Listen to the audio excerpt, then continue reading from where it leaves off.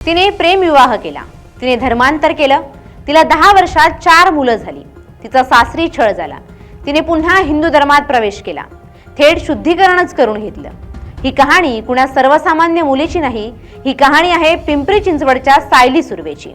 2019ची miss India अर्थ सायली सुर्वेनं अलीकडेच केलेल्या आरोपांनी खळबळ माजली आहे। सायलीनं 10 वर्षांपूर्वी एका मुस्लिम मुलासोबत प्रेमविवाह केला होता। प्रेमासाठी तिने आपला धर्मही बदलला। 2019ला सायली सुर्वेनं घरच्यांचा विरोध झुगारून मीरा भाईंदरमधील उद्योजक आतिफ ताशेशी याच्याशी प्रेमविवाह केला। मात्र या लग्नानंतर तिचं धर्मांतर करण्यात आल्याचा आरोप आता सायलीनं केलाय। एवढंच नाही तर मागील अनेक वर्षापासून सासरच्या मंडळींकडून छळ होत असल्याचाही आरोप सायलीनं केलाय। लग्नानंतर सायलीचं धर्मांतर करून तिचं नाव अतिजा असं करण्यात आलं। अनेक वर्ष छळ झाल्यानंतर आता काही हिंदू संघटनांच्या मदतीनं सायलीनं बाहेर पडण्याचा निर्णय घेतला आणि तिनं तिचं शुद्धीकरण करून पुन्हा हिंदू धर्मात प्रवेश केलाय। माझ्या मुलांमुळे मी 10 वर्ष काढली, मला 4 मुलं आहेत। मुलांकडे बघून एक आई कधीच घर तुटण्याचा विचार करू शकत नाही। मुलांना आई वडिलांची साथ न मिळावी असं कधीच वाटत नाही।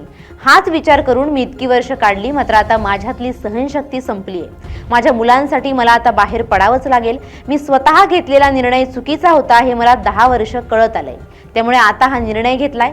ज्या कोणी मुली असा प्रकार सहन करत असतील त्यांनी कृपा करून सहन करू नये। देवाने आपल्याला आयुष्य अशा रावणांसमोर हरून जाण्यासाठी दिलेलं नाही, खचून जाऊ नका अशी संतप्त प्रतिक्रिया सायली सुर्वेनं दिली आहे। मला जातीवाद करायचा नाहीये, पण तरी जो फरक आहे तो आहे, फॅक्ट आहे। आणि मला खूप खूप बरं वाटतंय की आपली लोक आपल्यासाठी उभी राहतात। म्हणून ज्या कोणी मुली अशा प्रकरणात सहन करत असतील अशा गोष्टी, त्यांनी प्लीज सहन करू नये। हे आयुष्य आपल्याला देवानी दिलंय, ते असल्या रावणांसमोर हरून जाण्यासाठी नाहीये। म्हणून आपल्या लोकांचा नेहमी सपोर्ट असतो, त्यांच्याशी प्लीज कॉन्टॅक्ट करा आणि खचून जाऊ नका।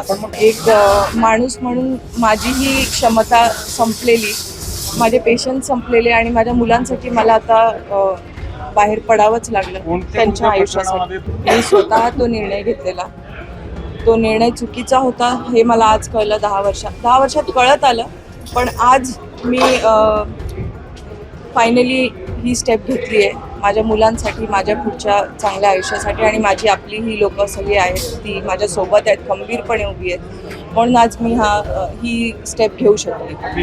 आता या शुद्धीकरण सोहळ्यानंतर सायलीचे आतेजा हे नाव बदलून आता आद्या सुर्वे असं नवीन नामकरण करण्यात आलंय।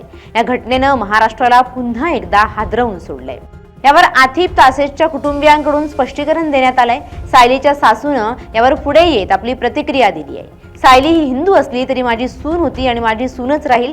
नवरा बायकोमध्ये भांडणं होत असतात अशी प्रतिक्रिया सायलीच्या सासूने दिली आहे। माझ्या सुनेचं माझ्या विरोधातली तक्रार मागे घेतली आहे। रागात अनेकदा सायली माझं नाव घेते, ती लहान आहे, तिला एवढी समज नाही असंही सायलीची सासू म्हणाली आहे। त्यामुळे सायलीच्या सासूची प्रतिक्रिया ही भीतीपोटी होती की काळजीपोटी होती अशी चर्चा आता सध्या सुरू झाली आहे। लवकरच या प्रकरणाला राजकीय रंगही लागू शकतात। नेत्यांच्या भाषणात तुम्हाला याचे उल्लेखही आढळू शकतात। आपली राजकीय पोळी भाजण्यासाठी हे प्रकरण उचलूनही धरलं जाऊ शकतं। मात्र खरंच या प्रकरणात नेमकं काय घडलंय? सायलीचा खरंच छळ झाला का? यात नेमकं कोण खरं बोलतंय? सायलीचे सासरचे लोक की सायली? असे अनेक सवाल आता उपस्थित होत आहेत। आता यात सायली रीतसर पोलिसांकडे गेली तर पोलीस याचा तपासही करतील, प्रकरणातलं सत्य बाहेरही येईल। मात्र आंतरधर्मीय विवाह किंवा प्रेमविवाह या सगळ्यासाठी आपलं आयुष्य दुसऱ्याच्या भरोसे वाहून घेणाऱ्यांना पुन्हा एकदा विचार करायला भाग पाडलंय। आम्ही म्हणत नाही की अरेंज मॅरेज किंवा स्वतःच्याच धर्मात विवाह केल्याने असे प्रकार होत नाहीत, असे अनेक प्रकार होत असतील। मात्र या सगळ्यात लक्ष वेधणारी गोष्ट म्हणजे धर्मांतराचा आरोप। सायलीने आपल्या मर्जीनं धर्मांतर केलं की तिचं धर्मांतर करून घेतलं, यामुळे आता या प्रकरणाची जास्त चर्चा होतीये। Bureau report, LS Marathi.